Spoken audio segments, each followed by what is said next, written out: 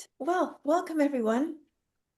I see the numbers climbing, people are joining, but I'll get started. My name is Linda Blanchet, and I'm the Chief of Staff and Director of Academic Affairs at the ISGAP Wolf Institute in Cambridge, United Kingdom. And it's my very great privilege to welcome you all and to welcome our guests today. This is part two of a four-part series. We had part one last week on January 27th was International Holocaust Remembrance Day. And we decided to screen the new documentary film about Elie Wiesel called Elie Wiesel, Soul on Fire. And we then had the great privilege of having Dr. Avraham Rosen and Dr. David Patterson with us for a shorter seminar after the film. And of course, knew that there was so much to talk about when it comes to the series on Elie Wiesel and his enduring legacy and words for us today. We needed to add more time and to let this breathe. And thanks to Dr. Rosen for sharing with us a model of four themes. Last week's theme was memory. Today is going to be faith. And next week we'll have protest and then silence.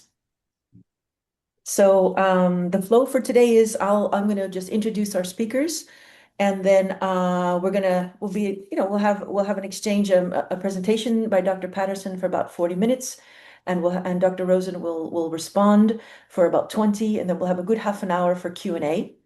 You are welcome to put your questions in the Q&A box. And those of you you see everyone online is being promoted to a panelist. So if you want to click accept, your picture and your box can share the screen with us and you can engage directly. Or if you prefer not to, that's fine also. We'll still see your questions in the Q&A box. Okay, so first I'd like to introduce, I'll mention our main speaker for today is Professor David Patterson, who is a longtime friend, consultant, advisor, and just a mentor to those of us at ISGAP. He holds the Hillel A. Feinberg Distinguished Chair in Holocaust Studies at the Ackerman Center for Holocaust Studies, University of Texas at Dallas, and is a senior research fellow for ISGAP, which is, for those of you who are new to us, the Institute for the Study of Global Anti-Semitism and Policy.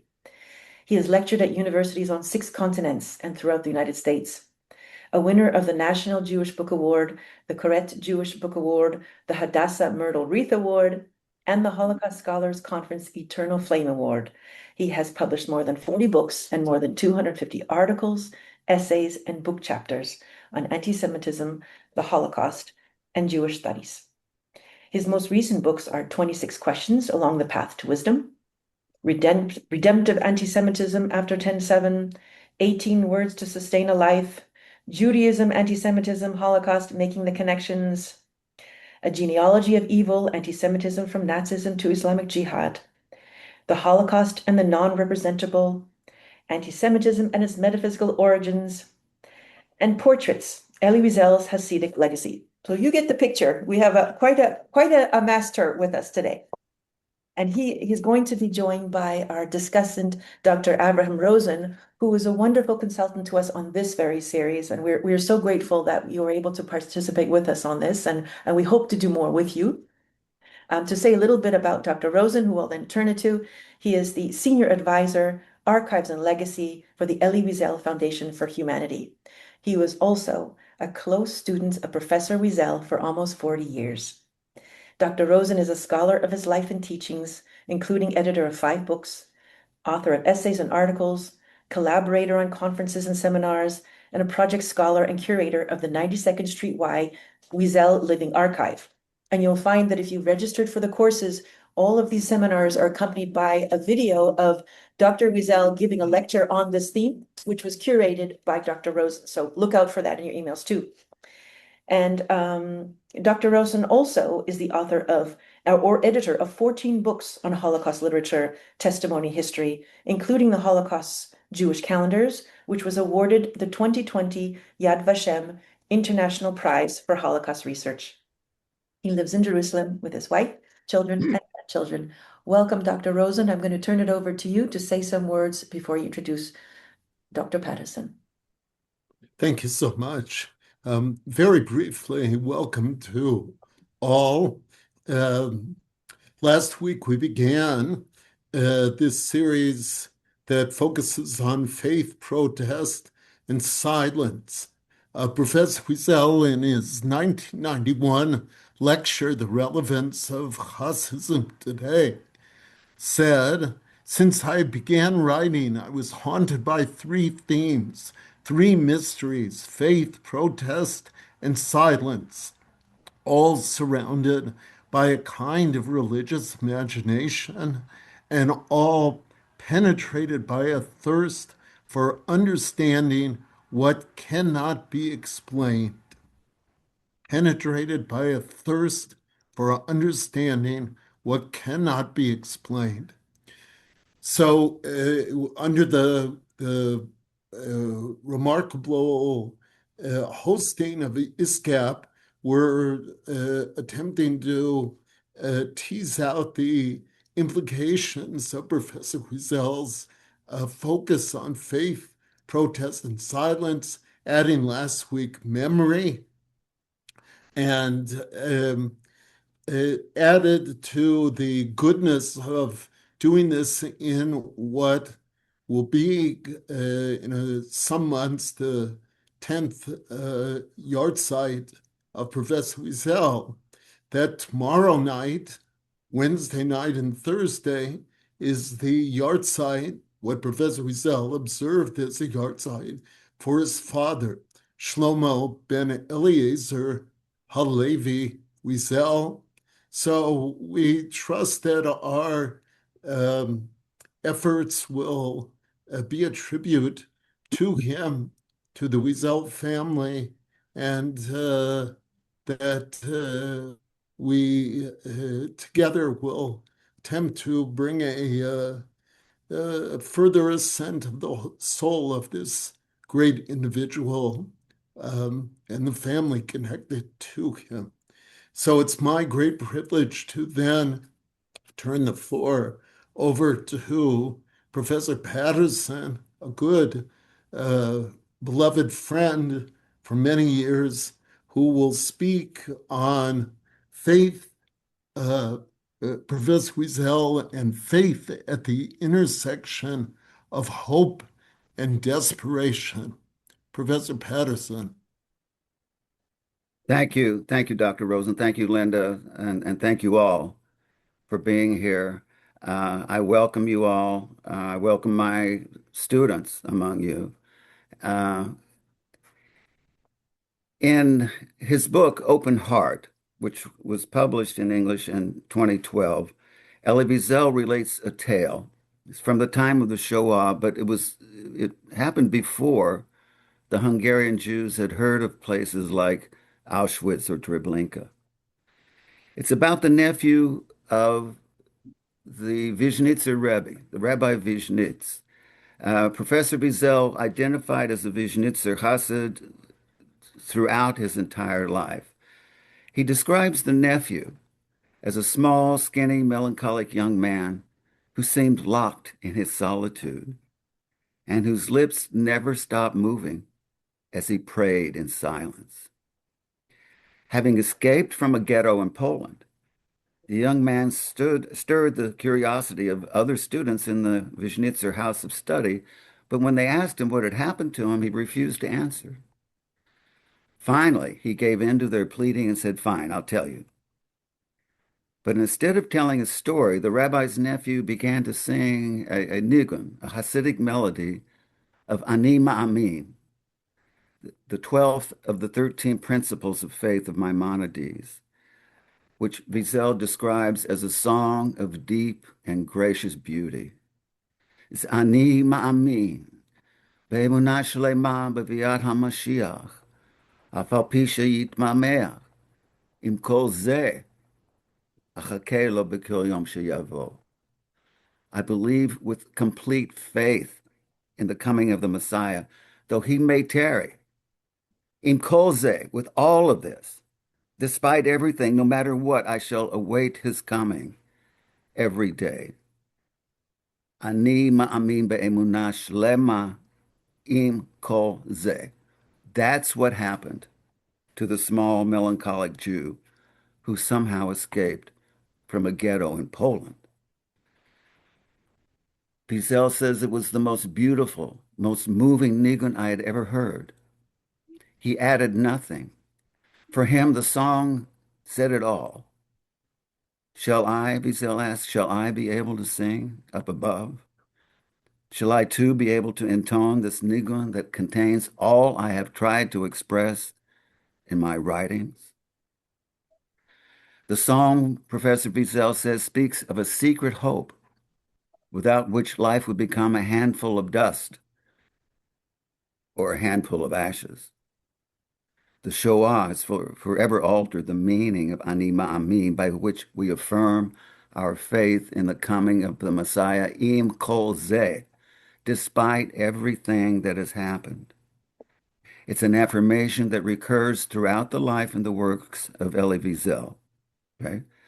So what then is Professor Wiesel trying to express in his writings, and how does this nigun of faith reveal the intersection of hope and desperation in his work?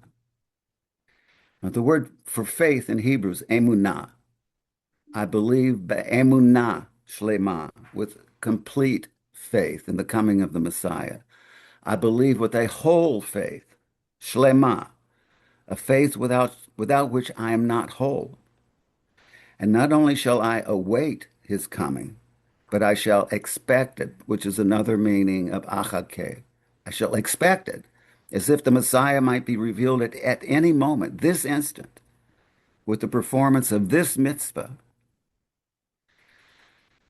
Ani Ma'amin is the title of one of Elie Wiesel's most important works. It's Ani Ma'amin, a song lost and found again. A song that Professor Wiesel himself had lost until he found it again when it came to him one Passover evening as he sat with his friend Moshe Chaim Berkovitz. To be sure, unless this song of the Messiah can be found again, we shall all be lost. Judaism is rooted in the conviction that something transformational took place at Mount Sinai, and so does it live in a movement toward a transformation that will come in the Messianic age, despite everything. Otherwise, the wait itself is unreal and pointless, no matter how persistent it may be. Faith is always despite. Ani Ma'amin, Wiesel sings in this book, despite Treblinka, because and in spite of my Danik, even against your will, Ani Ma'amin. Elsewhere he asserts, I still believe in man in spite of man. Yes, for Wiesel, faith is faith both in God and humanity, with the higher relation bound inextricably to the human relation. Each needs the other to be what it is. Emunah, faith, then entails much more than matters of belief or acceptance or acquiescence. Emunah also means conscientiousness, honesty, trust. Emunah implies a certain condition of the soul, which in turn means living in a loving relation with other people and not just with God. Again, for Professor Wiesel, there's no faith in God without faith in humanity. For him, indeed, the act of writing is itself an act of faith. As he says, notwithstanding my doubts about language, and perhaps because of them, I plunge deeper and deeper into the whirlwind of the words I try to capture and tame. I cling to the notion that in the beginning there was the Word, that the Word is the story of man, and that man is the story of God. If praying is an act of faith in God, then writing is a token of trust in man. And so, therefore, he asks, what is Hasidism? Professor Wiesel, the Chassid, the Vishnitzer Chassid, uh, which is the essence of who he was. What is Hasidism? He says, if not the belief that man must have faith in God and in people. You suffer, he says, pray to God, but speak to your friend. For speaking to your friend is an act of faith that may open up a ray of hope in a time of desperation. Emunah, the Hebrew word, is a cognate of the Hebrew verb aman, which is to foster or bring up. Ne'eman is to be educated as well as to be found true or trustworthy. The adjective amun means both faithful and educated. So you see, faith here is not the opposite of disbelief. It's the opposite of a deadly isolation in the illusory ego. We cannot be charitable or compassionate in isolation. Faith and love, says Rav Avraham Isaac Cook. Rav Cook says faith and love are always interconnected. And so Professor Wiesel declares a chassid alone is not a true chassid. Solitude and chassidism are incompatible because solitude is incompatible with faith, especially at the intersection of hope and desperation. Hope lies in human to human relation, expressive of a higher relation. Isolation breeds desperation. The Hasidic master, Menachem Mendel of Kost, dramatically exemplified what it means to be situated at the intersection of hope and desperation when he said, I stand with one foot in the seventh heaven and with the other in the depths of the abyss. Standing at that intersection, the Kotzker taught, he said, whoever believes in miracles is an imbecile, whoever does not is an atheist. Here you see the tension between hope and desperation that defines faith. In a reflection on the Kotzker Rebbe, one of Professor Wiesel's teachers and friends, Abraham Joshua Heschel, says that faith is the beginning of the end of egocentricity. Quoting the Kotzker, he says, to have faith is to disregard self-regard, as the Kotzker said. I believe in God, says the Kotzker, does not mean that I accept the fact of his existence. It does not signify that I come first and then God, as the syntax of the sentence implies. The opposite is true. Because God exists, I am able to believe, which means I do not believe in God, but rather, as it were, God believes in me and through me. Strictly speaking, we don't have faith, but rather faith lays claim to us, sets the soul on fire, often in spite of ourselves, as it happened, I think, with Elie Wiesel. Each morning, Jews recite the Modeh Ani prayer. I give thanks to you. The prayer is Modeh Ani. I offer thanks to you, living and eternal King, for with mercy you have restored my soul within me. Great is your faith in me. Okay, Rabbah emunatecha. Great is your faith. Yes, faith is an issue for God as well as for man. Just as the human being is not human without God, so God, as it were, is not the Holy One without the human being created in his image and likeness. The Psalms, for example, the Psalms affirm that God accomplishes his works ba'emunah, through faith, and that he judges the nations ba'emunato, in his faith. In the Modeh Ani, we give thanks not for another day of enjoyment, but for God's faith in us as he summons us to another mission, no matter how many times we have failed him. So you see, God's faith, too, is faith despite. Through his faith in us, says Professor Wiesel, Professor Wiesel insists, God is present. God is presence. It is up to man to be present too, present to God, to himself, and to his fellow man through faith. The Holy One is present in faith, present despite his apparent absence, present in the very longing for him. For our longing for him is his longing for us. Faith in the coming of the Messiah does not enable us to enter God's kingdom above. No, our faith enables God to enter this kingdom here below. So you remember what David Abulacea, the Messiah seeker, says to Paltiel in Wiesel's novel, The Testament. Abulacea says to Paltiel, the main character, the poet in the Testament, that the Messiah is of this world, young man. The Talmudic sages place him at the gates of Rome, but in fact, he lives among us everywhere. Remember, young man, the Messiah looks like anyone at all except a Messiah. His name, which preceded creation, also preceded him. The story of the Messiah is the story of a quest, of a name in search of being, says David Abulacea. The Zohar teaches that at the time of the creation, when the Spirit of God hovered over the face of the deep, that Spirit was the Spirit of the Messiah. That Spirit was the Messiah. And perhaps Professor Wiesel had this teaching in mind. He once said to me, faith is not just that one day he will come, but that one day he was there. The name of the Messiah preceded creation to oppose the darkness that would haunt creation. Therefore, bearing a name that preceded creation, the Messiah is essential to all of creation.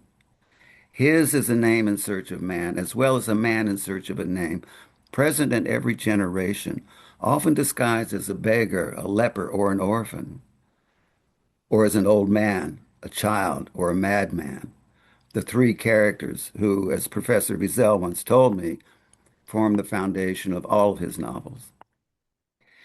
In the Talmud, Yehuda HaNasi maintains that the Messiah will come in a time of great catastrophe. Jews find it difficult to imagine a catastrophe greater than the Shoah. After Auschwitz, faith in the coming of the Messiah is impatient, even outraged at times, made not only of doing, but of questioning. That is where we encounter God, in the question, in the She'elah, at the center of which is She'elah is El, God. God is in the midst of the question, as Wiesel himself pointed out. It's a question put to the God of the covenant. It's a confrontation with the one who, if we dare utter such words, may seem to have abandoned his covenant. And yet, remaining within the covenant, we remain within the relation, and we have good reason for our outcry. If we abandon the covenant, we have no grounds for complaining. If we abandon the Torah, if we abandon the faith, then the outrage and the question becomes sheer vanity, as is everything else. Only where we adhere to Torah does God adhere to Torah. And only when we adhere to Torah are we in a position to protest, to believe the emunah shlema with complete faith is to draw both the question and the care into our thoughts, words, and deeds. That's how the invisible one is made manifest, which in turn makes manifest the one whom we await. This shlema, this completeness or wholeness of faith, is the shalom, the peace that we seek through our faith in the coming of the Messiah. However, it is not a state of tranquility or contentment which might characterize a state of blissful indifference. No, it's just the opposite. It's about maintaining the tension and the intensity of caring.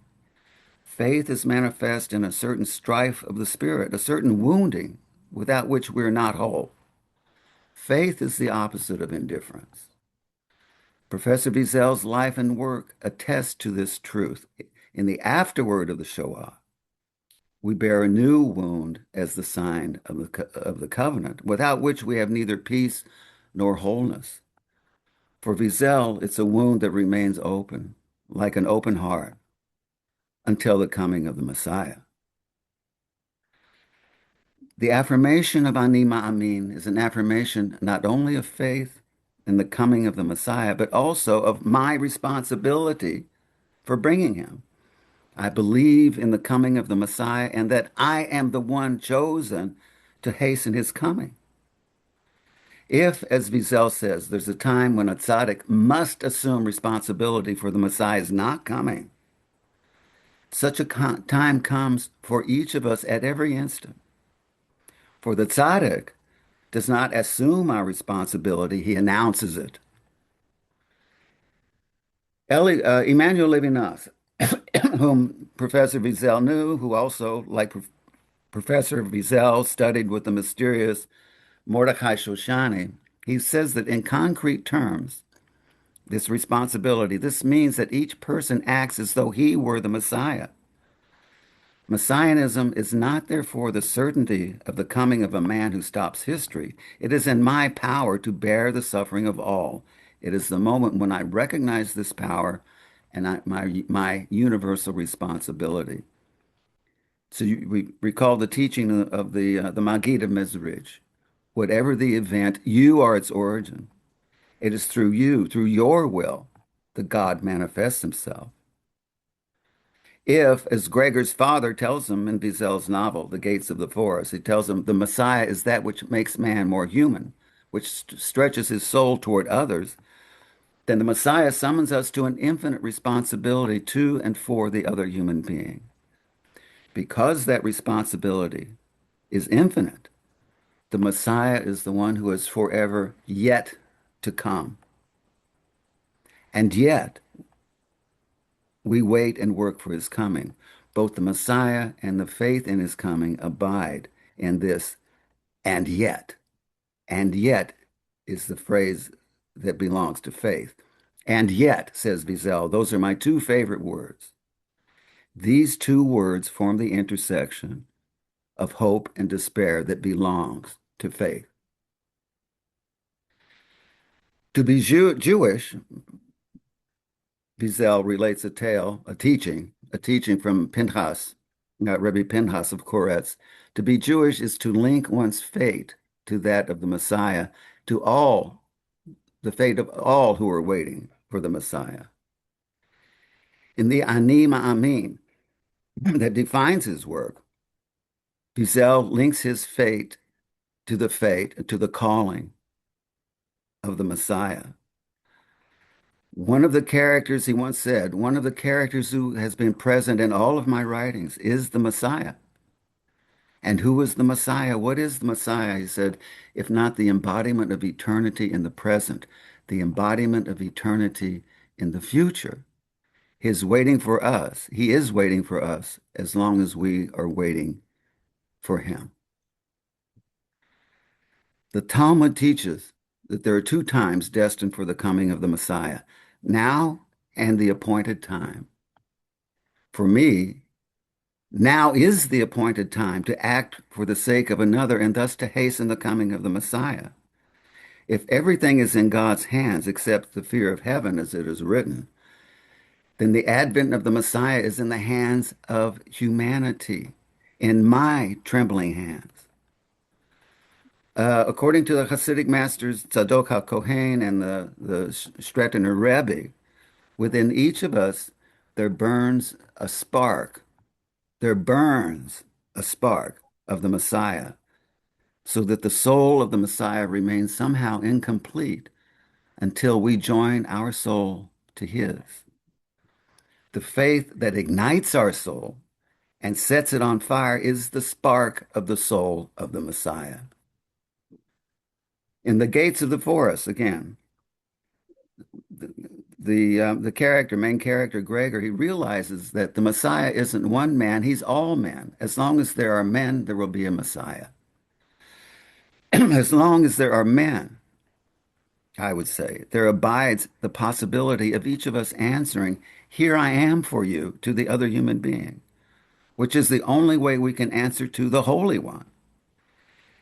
If the Messiah is not one man, but all men, his coming lies in the responsibility of all men to transmit the name that was before the beginning so that the voice, the outcry of humanity might be heard. We discover how deeply this responsibility runs in the cry of a Hasidic master, a tzaddik, and a beggar in Jerusalem, one of Wiesel's most important works. They're all important. He cried out as the Nazis were about to murder him. He says, I address myself to you, witnesses. Open your ears and remember, we do not want to die. We want to live and build the kingdom of the Messiah in time and prayer. Someone opposes this wish, and that someone is one, and his name is one. We know that his eternal secrets transcend us, but does he know the pain they cause us? Even so, brothers, we must make him a gift of our lives and our deaths. We wish him to use them as he pleases, and may he be worthy of them. Striking statement from this chassid. God opposes the wish of the Jews to live and build the kingdom of the Messiah. How can this be? How can one wonder whether God himself might be worthy? This is where Wiesel's messianic and yet enters. The and yet is the source of both hope and desperation. The question is the key. The question, as Moshe the Beadle says in Night, man raises himself to God through the questions he asks him. And so in Wiesel's novel, Hostage, we have the character Shaltiel, whose name means I have questioned God. Like Wiesel, Shaltiel is a storyteller who fends off terror by telling his captors and himself stories. At one point, Shaltiel recalls a Hasidic tale, the story of how the Baal Shem Tov, the founder of Hasidism, once gathered his closest disciples to teach them the mysteries of the Messianic redemption. They were to meet at an appointed time in a secret place in the forest where they would confront the Messiah with the suffering of the Jewish people, and with the help of the Baal Shem, they would force the Messiah to reveal himself. But the Baal Shem, the master, was late. They were gathered waiting and waiting. How is it possible? Understanding more profoundly than anyone the importance of being in the right place at the right time, the Baal Shem would never be late for such an appointment. What could have happened to him? How could he have kept the Messiah waiting too long? At last the Baal Shem arrived, and on my way here, he explained, I heard a child crying in a hut at the edge of the forest. His cries were heartbreaking. His mother had probably gone to fetch wood for the hearth or milk.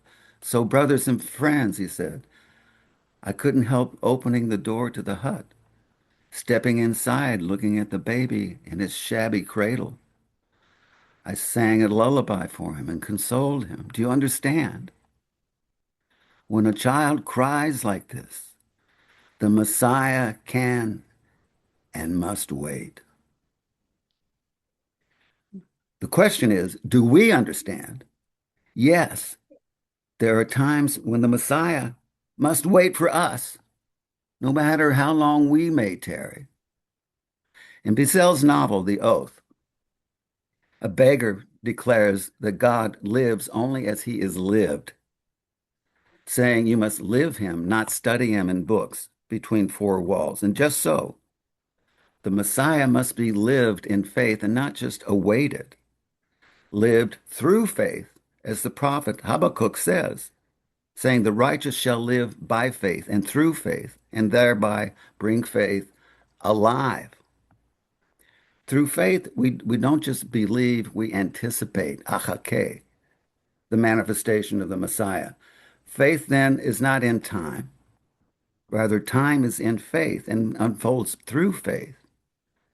Time is at the intersection of hope and desperation, without which there is no future, no meaning. Time is made of our enduring wait for the Messiah and his eternal wait for us, even as he tarries. Time is the tarrying of the Messiah, and time is made of faith. The Messiah, therefore, says Wiesel, symbolizes our preoccupation with time instead of space. The Jewish preoccupation with time is a preoccupation with the Holy One, and the preoccupation with the Holy One is a preoccupation with the other human being. In a lecture titled Portrait of the Messiah, delivered at Boston University in 2006, Professor Wiesel taught the following. He said, it is the other who determines my humanity. What I do to the other shows who I am. And so we have the ancient questions put to Cain, the first man born of a woman. Where's your brother and what have you done? What I do for the other, I do for the Messiah. Faith in the coming of the Messiah is faith in his ongoing presence among us, possibly in this human being, in the other human being. A tale from the Talmud makes this point profoundly, I think. One day, the great sage of the third century, Yehoshua ben Levi, was deep in meditation at the kever, at the grave of Shimon Bar Yochai. When the prophet approached Ben Levi, and Ben Levi looked up to the prophet and said, "When will the Messiah come?" And Elijah replied, "Ask him yourself. Go to Rome, look for a leper binding his wounds outside the city gates. Unlike the other lepers, however, this one binds just one wound at a time so that he would be ready to reveal himself at a moment's notice." Yehoshua ben Levi traveled to the gates of Rome, found the Messiah, and put the question to him, "Master and teacher, O Redeemer of humanity, when will you rise up and reveal yourself?" The Messiah replied, "Today, if you heed the voice of the Holy One, of Hashem." That's where the tale ends. It is said, however, that if Yehoshua ben Levi had helped him to bind his wounds, the Messiah would have revealed himself. And so the Messiah asks each of us, will you help me bind my wounds? Not only is it the case that what I do for the other, I do for the Messiah, but what I have yet to do for the other, I have yet to do for the Messiah, for the one whom I await, no matter what. As Levinas said, the response to the love of God for man is the love of my neighbor. Through this, says Levinas, the revelation is already the revelation of redemption. The love for my neighbor and the stranger. You shall love the stranger as yourself. My love for neighbor, love for stranger. This is the highest expression of faith because it is most essential to opening the way for the Messiah. Wiesel reminds us of the Talmudic teaching that among the 6 questions that the celestial tribunal will put to us is, did you await, did you anticipate and work for the coming of the Messiah? Professor Wiesel, along these lines, raises a very disturbing question that only a man of faith at the intersection of hope and desperation could raise. He writes, what man did to Auschwitz could not have been done outside of God. In some way, he too was at work. Was he questioning man? Was he showing his face? What a face. In a sense, at Auschwitz, God was afraid of himself. If God was questioning humanity, he was asking us if we have the faith to expect the coming of the Messiah, no matter what. If he was afraid of himself, was he afraid of what might become necessary to bring about the redemption of humanity and of himself? With the dawning of the Messianic era, says Wiesel, good and evil, light and darkness will become one, as in the time of the Mabul, the time of the great flood of Noah, the great confusion. In the Mishnah, we have a teaching that conveys the depth of desperation that belongs to such an age. It says that in the period preceding the coming of Mashiach, the wisdom of the scribes will decay, and those who fear sin will be utterly despised. Truth will be absent. Youth will blanch the faces of the elders. Excuse me. Youth will blanch the faces of the elders. Elders will rise in honor of the youth. The son will deride his father. The daughter will stand up against her mother, and a daughter-in-law against her mother-in-law. End of that quote. So, in this way, the door to hate will be opened. And yet, the darkness of the Messianic era is a darkness that lurks not only in the world, but also in the human soul. Indeed, Wiesel once asserted that the ultimate mystery of the Holocaust is that whatever happened took place in the soul, which is the seat of the intersection between hope and desperation. So, whatever happens in the Messianic age will take place in the soul. Hope and desperation combine to form a kind of mystical madness that belongs to faith. The madness whose aim, says Wiesel, is to bring the Messiah. He says mystical madness is redeeming. The difference between a mystical madman and a clinical madman, he says, is that a clinical madman isolates himself and others, while a mystical one wants to bring the Messiah. What is the ultimate aim of mysticism? To bring the Messiah, says Wiesel. Bringing the Messiah is the ultimate aim of faith as understood in Jewish teaching and tradition. Faith is not a belief, it is a capacity. Capacity for what? In a word, faith is a capacity for gratitude, a word that was very dear to Professor Wiesel. The Midrash teaches that with the coming of the Messiah, all songs will cease, except the songs of thanksgiving will never cease. In his portrait of the Messiah, Wiesel asserts that I truly believe that a community can be judged by its capacity to say thank you. For the capacity to say thank you belongs to the Messianic era itself. As Wiesel's character Moshe in The Oath once said, we must be worthy not only of the Messiah, but also of the wait, and let us be thankful for the wait. Gratitude. That is the key to our faith in the coming of the Messiah, who forever tarries. Gratitude for what? Gratitude for the wait, for the anticipation, gratitude for the task.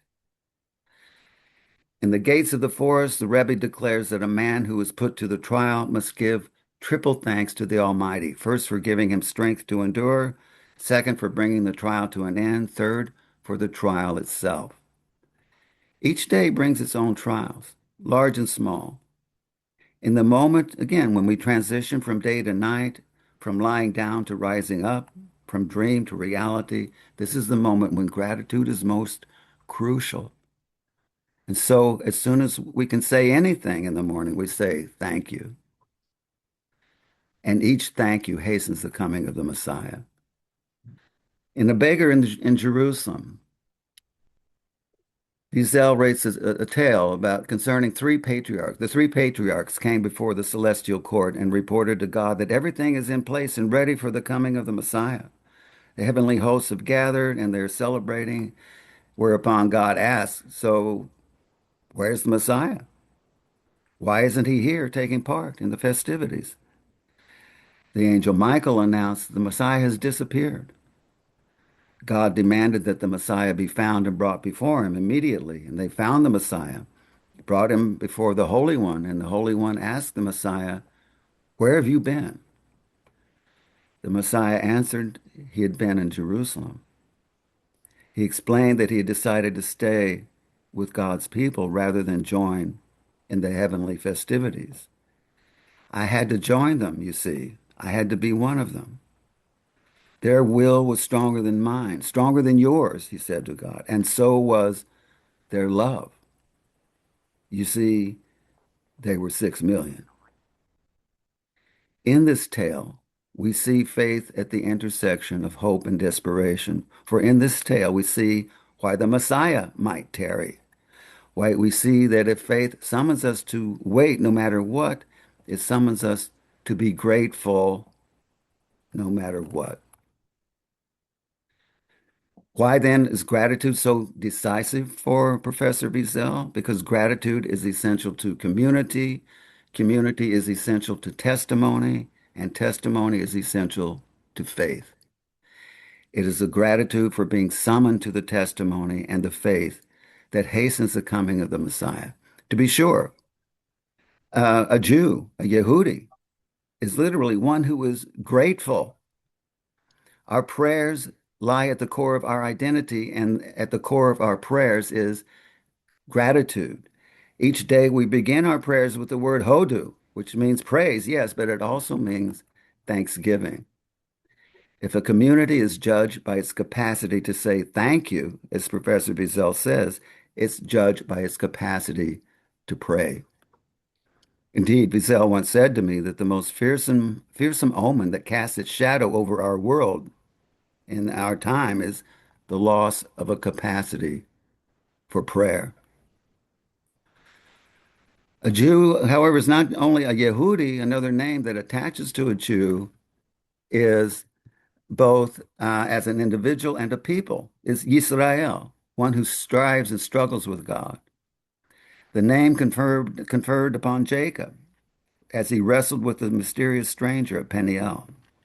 A gratitude to God is a gratitude for uh, the struggle that we engage. The I'm sorry, I just had a message. Okay, so the struggle is the prayer. The prayer, the tefillah, is a wrestling, a naftulin with God for the sake of God and humanity. And this is Wiesel's prayer. We see this haunting, frightful prayer in Anima Amin, a song lost and found again. Here's the prayer. Pray, men. Pray to God, against God, for God. Ani ma'amin, where the Messiah comes. Ani ma'amin, or is late in coming. Ani ma'amin, whether God is silent or weeps. Ani ma'amin, ani ma'amin for him, in spite of him. I believe you, even against your will, even if you punish me for believing in you. So at last, we understand why, in Wiesel's words, the wait for the Messiah is more important than being the Messiah, even more important than the advent of the Messiah. Waiting for the Messiah rests upon our ability to hear the outcry of a child, and faith enables us to hear that cry. If the wait does not sharpen our sense of hearing and our capacity for answering, "Here I am for you," then it is truly in vain. Each time we answer such an outcry, we create an angel, as the Talmud teaches. Our thoughts and words and deeds create angels, and they go out into the world to do their work, to unlock the gates and open the way for the Messiah, or close them, as we see in Jacob's dream. Wiesel has said, only when night seems irrevocably sealed can the messianic light break through. With the dawning of the Messianic era, he says, good and evil and light and darkness will become one. All nations will hate the Jews. They will hate themselves. Hate is the opposite of faith. Where there is no faith, hate flourishes. Is that age upon us? If so, Wiesel's legacy, in his legacy of faith, we have a trace of light that might break through. It's a legacy that leads us to realize that wherever we hear the outcry of a child, we must respond with our own cry of, "Here I am for you, here I am for you." Because there was a time when, in Wiesel's words, with each hour, the most blessed and most stricken people of the world numbers 12 times 12 children less, and each one carries away still another fragment of the temple in flames. Flames, he says, never before have there been such flames. And in every one of them, it is the vision of the Redeemer that is dying. This is the song, lost and found again, the Anima Amin, lost and found again, fraught with an overwhelming, unprecedented tension between hope and desperation. In this song, the voice of faith cries out through the words and between the lines of the Anima Amin. Uh, you were sent a link to a short clip of Professor Wiesel singing this song. He sang it at the end of the film, A Soul on Fire. I suggest that when you have a moment, please go listen to it in silence. Thank you so much. Thank you. Thanks so much. Great thanks to Professor Patterson for so many wise remarks regarding Professor Wiesel's teachings. Last week, in our session on memory, I began by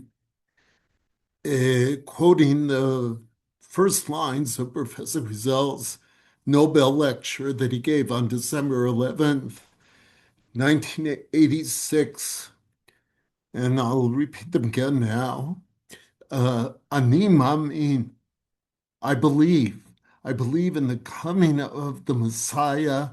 I believe in the hope for a future, just as I believe in the irresistible power of memory. End of quote. So Professor Patterson's honing in on the phrase "Ani Mamin," I believe, is really something following Professor Wiesel's own for placing in the foreground these words at one of the most known moments within his teaching. I then shared two stories that had to do with memory, two of Professor Wiesel's stories, one from the Nobel lecture about the Baal Shem Tov and his losing his powers, which includes his memory. He couldn't remember anything, and only his um, assistant, his student, Rabbi Tzvi Hirsch, was able to evoke those through recitation of the Aleph base. And it was there through that praying by way of the vehicle of the Hebrew alphabet that the Baal Shem Tov regained his memory. And that story begins both the next Nobel lecture and also the volume Souls on Fire, published in 1972, which was the first of the volumes that in French are entitled Celebration, and which channel the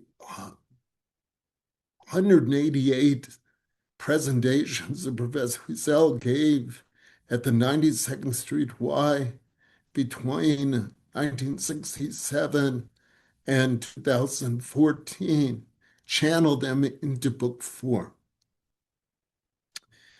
The second story that I related about memory had to do with the Rizhner Rebbe and asking a chassid to get a pipe, which the Rizhner chassid forgot on his trip. And the Rizhner Rebbe saying, do you think I asked you to get the pipe because I needed another pipe? No, I wanted my chassid to remember that he had a Rebbe. Professor Wiesel commented, Hasidism means remembering, but then everything else in Jewish, what are the mitzvahs, the commandments, if not ways to remember that they were given at Mount Sinai? What is a commandment? What is a commitment to study, if not to remember those who were our teachers? End of quote, including Professor Wiesel. So I wanted to review those stories and those words so that, first of all, those that were not here with us last week would have some, would also be with us on the, if not the same page, close by page. And second, that for many of us, including myself, or even mainly myself, reviewing something is very important. What happened last week was last week, and we want to be able to bring it into the limelight now. And the anima mean those words that Professor Patterson focused on in today's session on faith at the intersection of hope and desperation. Those come from the great Jewish sage Rambam Maimonides in his 13 Principles of Faith. It's the 12th, and to just kind of indicate Professor Wiesel's own cleaving to Maimonides' words in the original French edition of his book Open Heart, which Professor Patterson cited. In that original uh, edition, the story about the chassid who learns this song, Ani Ma'amin B'emunah Shlema, comes in chapter 12, echoing Maimonides' own choice of listing that as the 12th of the 13 principles. The book on Imamim that Professor Wiesel published, that Professor Patterson began with and came back to throughout his wonderful presentation. It's published in 1973 and very exceptionally came out in a bilingual edition. I know of no other publication of Professor Wiesel's, which doesn't mean I'm 100% right, but I know of no other that came out in a bilingual edition. And Animamin was uh, the exception to the rule. In 1973, it was a cantata, the libretti for a cantata, and strikingly, Professor Wiesel included the text again in his French volume, A Jew Today, published in 1977. It's the last chapter in that book. It's the, as it were, the final word on a Jew today. But strikingly, also, it does not appear in the English translation, which otherwise includes everything else. So, Animamin then is sung in the clip that Professor Patterson asked to be shared, was sung by Professor Wiesel 4 times during his 92nd Street Y lectures. And it was sung each time at a anniversary, actually 3 of the times at an anniversary, 20th anniversary, 30th anniversary, 40th anniversary of his lecturing at the 92nd Street Y. And the last time in 2010, it was sung at a concert that he did at the 92nd Street Y called Memories and Melodies. And it's that time that he tells this first full story that Professor Patterson shared, both of the Vishnitzer Chassid, who he was together with in 1943, 1944, in Grosswarten with the Vishnitzer Rebbe, and who was the first time he heard that melody be sung. And it's really tantalizing to think about that melody becomes, as Professor Wiesel called it, the anthem, the anthem for celebrating these anniversaries, which Professor Wiesel did with a exceptional carefulness to make sure that it was done in those years.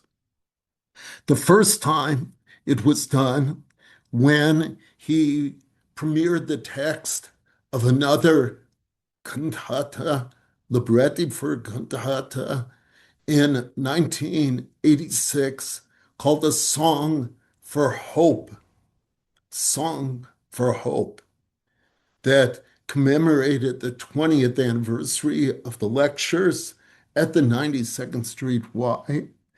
And at the very end of that lecture, the 1986 lecture, which introduces another libretti, he said, in 1972, I wrote Ani Maamin and I called it a song lost and found again. It was waiting for the proper occasion.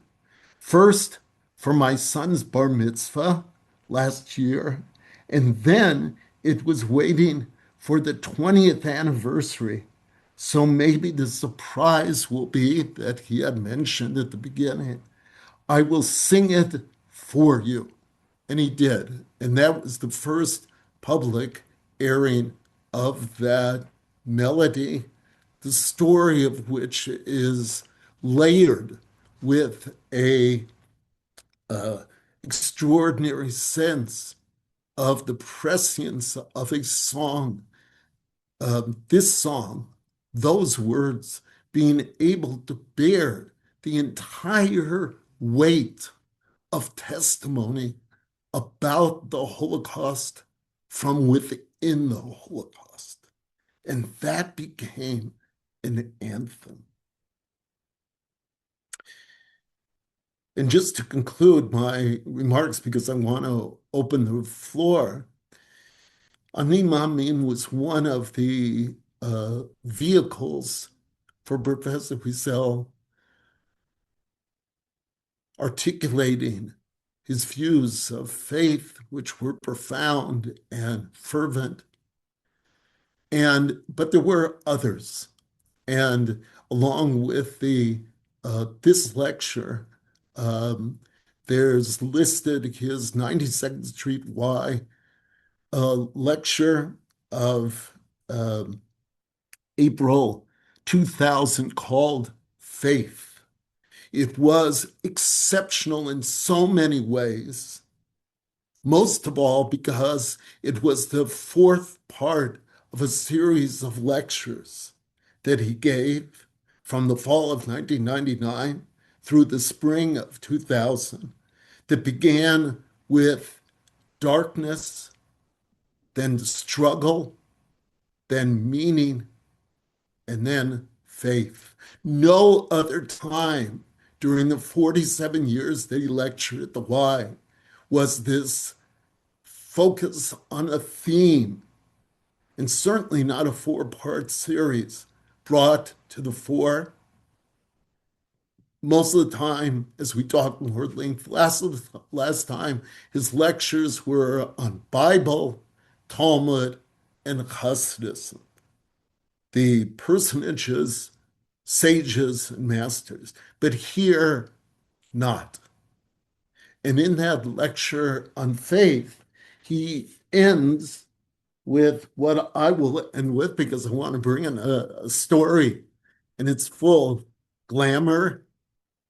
Story is about Rabbi Avraham Heschel, Yoshua Heschel of Abt, one of the great Hasidic masters of the 18th, 19th century. And I'm reading from the book version, which appears in Sages and Dreamers. Here you can see. Finally, one more legend. At the moment of his death, Rabbi Avraham Yoshua Heschel opened his eyes, looked at his sons and grandchildren, his disciples and their children, his devoted friends, all those invisible men and women whom he had loved with all his heart, and he started to weep.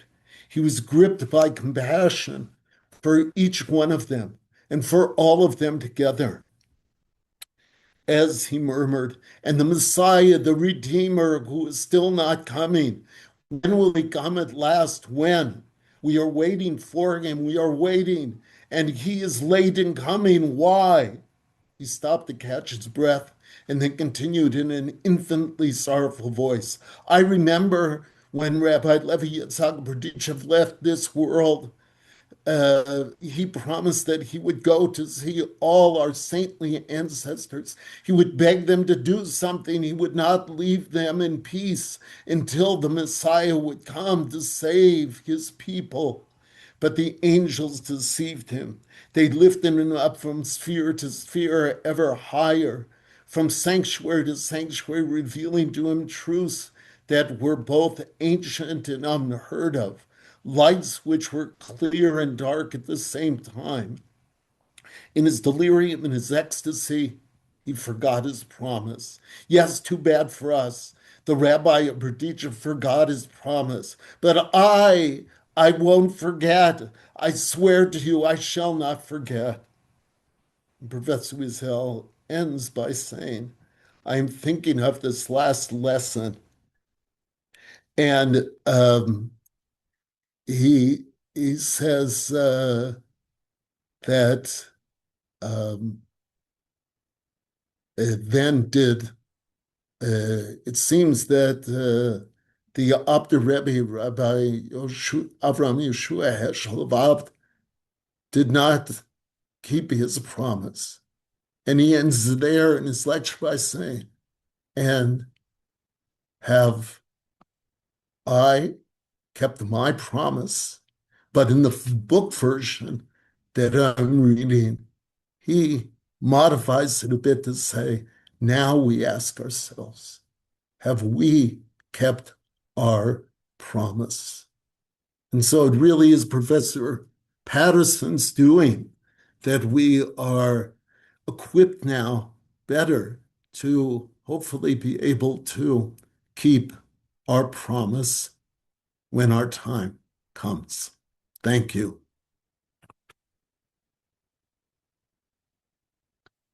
So I think we're going to open the floor to questions. Um, and looking forward to that. Thank you all for your patience and interest. All right, so Dr. Rosen, feel free to call on anybody that has their hand up from the boxes. And if I see any questions in the Q&A box, I will let you know, or the chat box.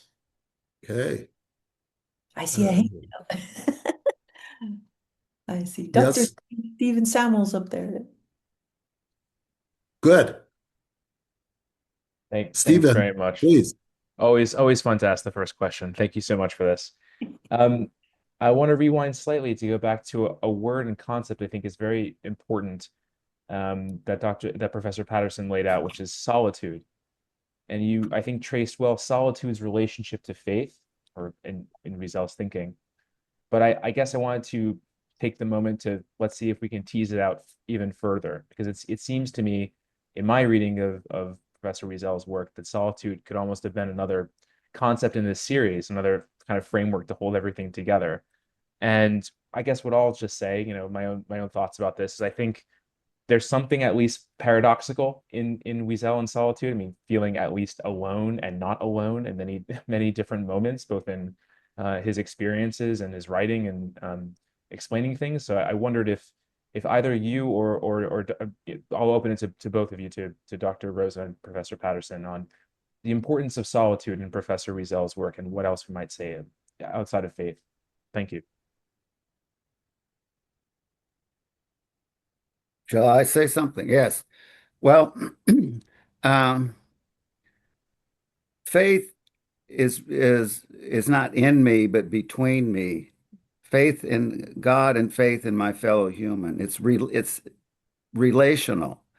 Faith is made of a relationship, and only one for whom solitude is an option or even a threat. Only where there is solitude can there be a movement into a relationship. So the movement of faith is like the beating of a heart, an open heart, if you will. It's a movement into a relationship with that's sometimes haunted by our solitude. The value of a moment of solitude is to regroup or collect ourselves for a return to the relation, for a tshuva. So Professor Wiesel does say a chassid alone. A chassid in isolation is not a chassid because chassid is chesed, right? Loving kindness.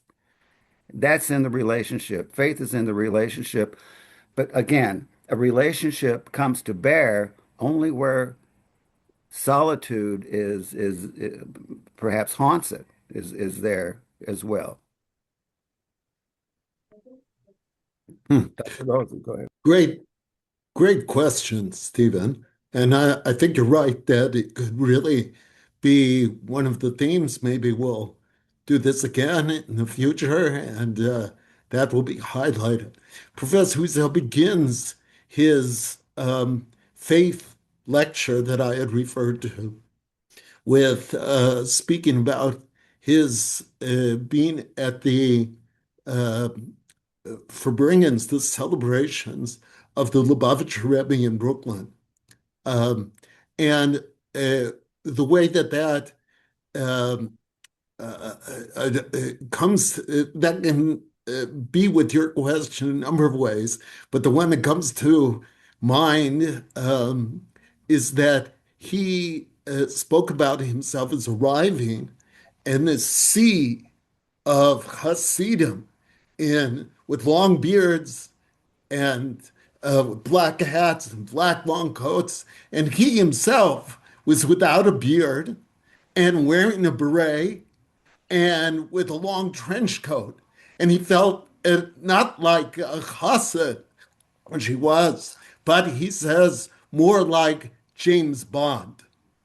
So that affiliation with James Bond is, I think, it's funny, of course, and Professor Husserl had a extraordinary sense of humor, but it's also speaking to the solitude that he felt, meaning he went to join, and yet his being not of a piece with the group was was very present to him. But he continues to say that despite his being dressed like James Bond, that he was noticed by the Lubavitcher Rebbe, who knew him, and that signaled for him to come, which he didn't do, and then had Hasidim pick him up and kind of ferry him over the tables and plant him before the Lubavitcher Rebbe, with whom he carried on a dialogue and drinking of L'chaims. This was the holiday of Simchas Torah, rejoicing of the Torah. And so many places, as Professor Wiesel talk about his own uh, highlighting of the Hasidic movement as an overcoming solitude, perhaps a place to go to see that in its pristine form is his great essay called Celebration of Friendship in his book From the Kingdom of Memory. And the last section, the culminating section, is all about how Hasidism has been able to refine that overcoming of solitude to a T.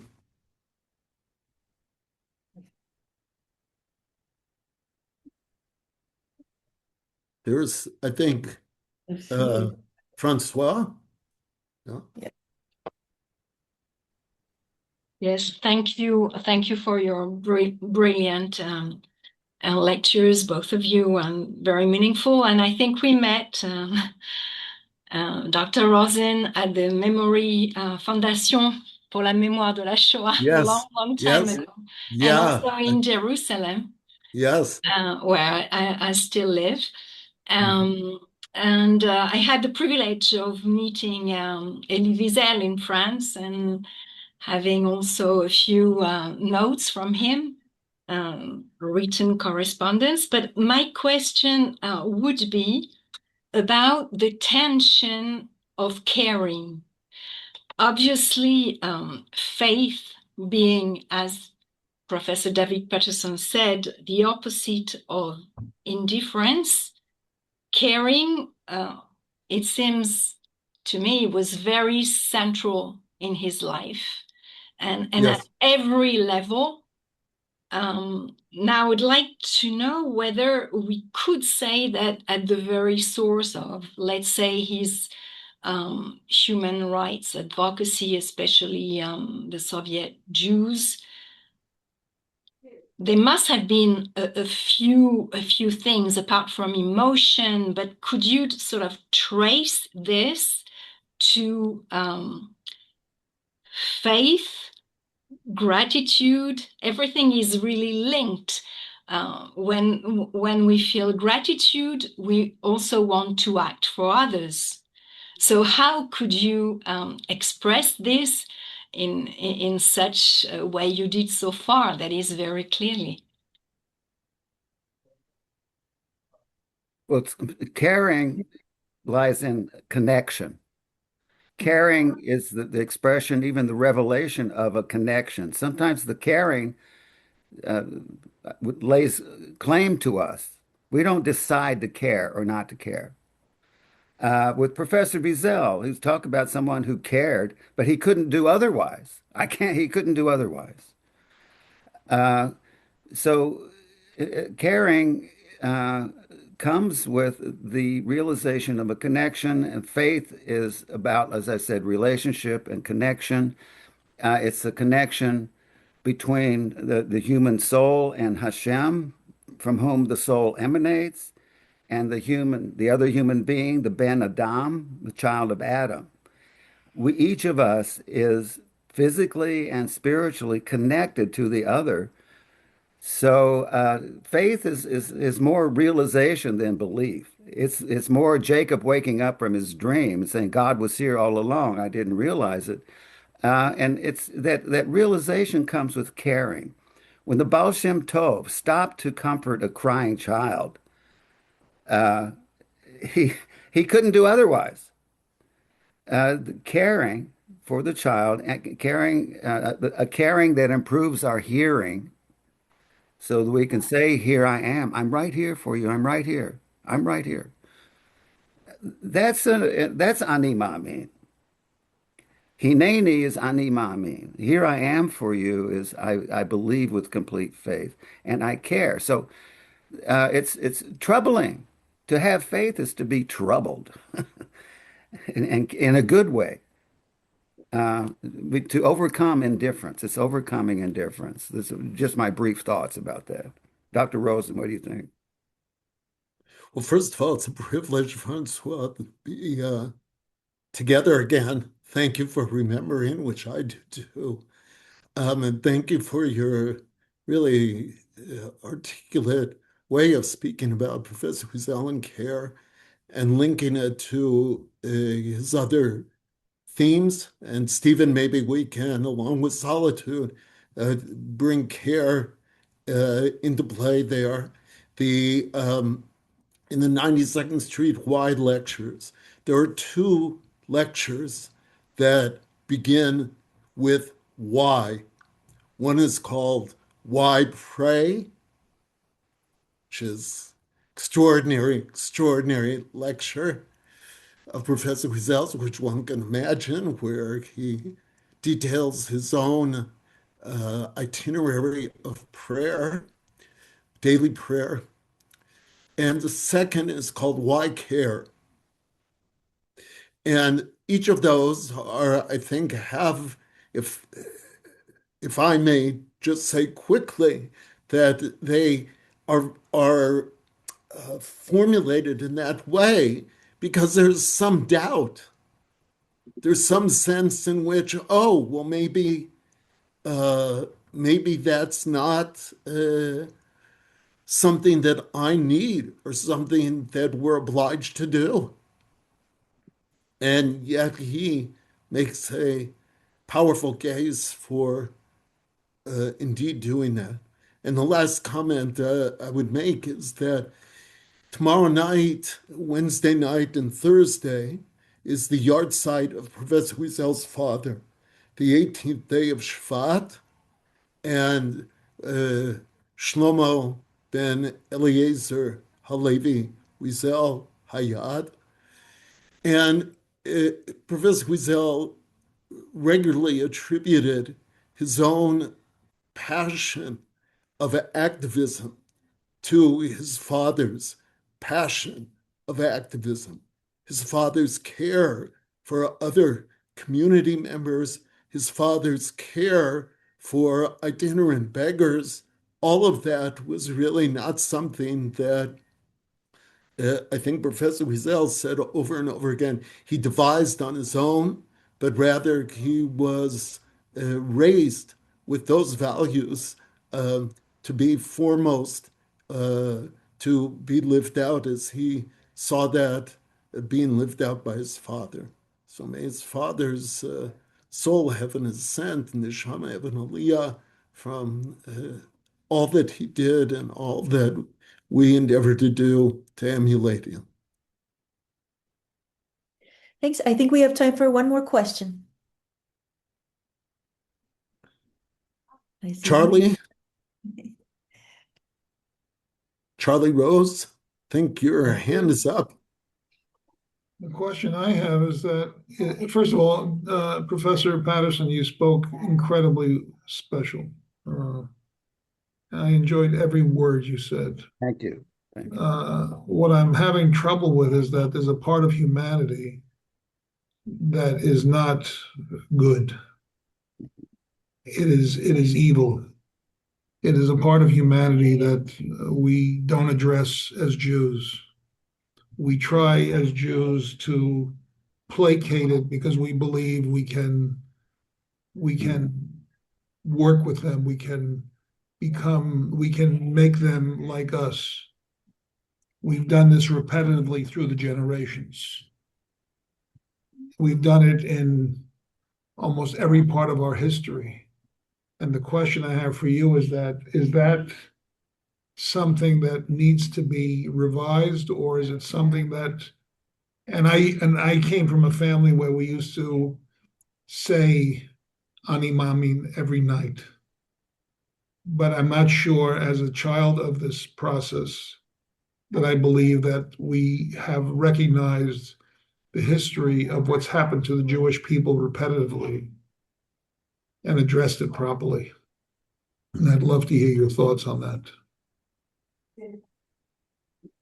Well, three of the most powerful words of Ani Ma'amin, in which every word is powerful, is Im Kol Zeh. Right, despite, I get it. With all of this, Right. Be careful with Kol Zeh, right? Yitzhak Katznelson during the Shoah, who was murdered during the Shoah, a famous Yiddish poet, Right. commenting on the disbelief of the Jews. He said, "Blessed are we that we couldn't believe it. We didn't have it in us to believe such evil could be real." Emil Fackenheim once said, "More was real than was possible," and that's the challenge. Also, what is very troubling is to confront evil is to confront human possibility. And if it's a human possibility, it's within the possibility that lurks in my own soul. The darkness that I have to most profoundly overcome is the darkness within my own soul. As we become, just one more word, I could say a lot more. As we become blind to the evil or unwilling to name it, if we don't name it, we will be blind to it. It flourishes. The more blind we are to the evil, the greater the darkness becomes until we can't see anything. It's a big challenge. It's traumatizing to name it. It's traumatizing to confront it on many levels. I understand and believe I struggle with it myself daily. But it's a wonderful question. Evil is exceeds the thinkable. That's part of the problem. Anyway, Dr. Rosen, do you have a couple of thoughts? Thanks. Thanks, Charlie, for your question. I remember, and Charlie, correct me if I'm wrong, that you asked the last question last week, and the focus of your question was on young people. How Yes, can we transmit this to young people? And I'm struck that this week you shared the really golden recollection that as you were growing up, that every night in your home, you and I guess other members of your family said the words Ani Mami Bemuna Shlema. Yes? yes, Yeah, remarkable. And I think you're uh, challenging us to translate these words um, to ensure that they're vital for young is a crucial challenge. And I believe that the uh, Professor Patterson's remarks and the really sterling questions that have been asked are trying to set out an agenda to do that, meaning to be able to embrace with uh, with Amuna Shlema, with a complete faith, uh, the coming of redemption, that is something that we have to present as a hope to the young so they believe despite the evil that is present, despite the encounters with evil people, despite the uh, the unfortunate continuing of evil to plague a world that is yearning for the elimination of evil, that by being able uh, to uh, present a passionate, irresistible was the word that Professor Grisel used in the Nobel lecture, an irresistible power of memory of the promise for redemption. And that is, I think, at the foremost of our tasks to do. So thank you all. Thank you, Professor Patterson. Thank you to Dr. Blanchard, and thank you to the all those who joined us. And we look forward to continuing next week. And now, Stephen, we have an agenda even after that. We have solitude and care, and we'll keep adding to it. So we're going to be busy. Well, I would like to thank you. And I think David put the perfect words in the Q&A box. He says he has a comment more than a question. How deeply meaningful and even beautiful both of the remarks by our panelists were tonight. He gives his gratitude for this program. So I think he echoes what a lot of us are thinking. And yeah, and so there's more. This is only part two. You have to come back for parts three, is next week at this time. We're going to have Dr. Rosen back as the speaker on the theme of protest, speaking truth to power in Elie Wiesel's texts and lectures. And the discussant will be Professor Patterson. And then 2 weeks from today, or exactly this time, we're going to have Dr. Steve Samuels with us doing a paper looking at Elie Wiesel's famous book, Night and the rise of survivor testimony in a Holocaust discourse. And discussant will be Dr. Rosen and Dr. Patterson too. I'm sure we'll see you back too, right? Can we count on you too? Yeah. Okay. All right. Yeah. So thank you so much, everyone, for coming. Thank you very much, Noah Krassman, who's our web host behind the scenes, El Shaddai Abrams behind the scenes as well. It's a team effort. We're so grateful, and we hope to see you all next week.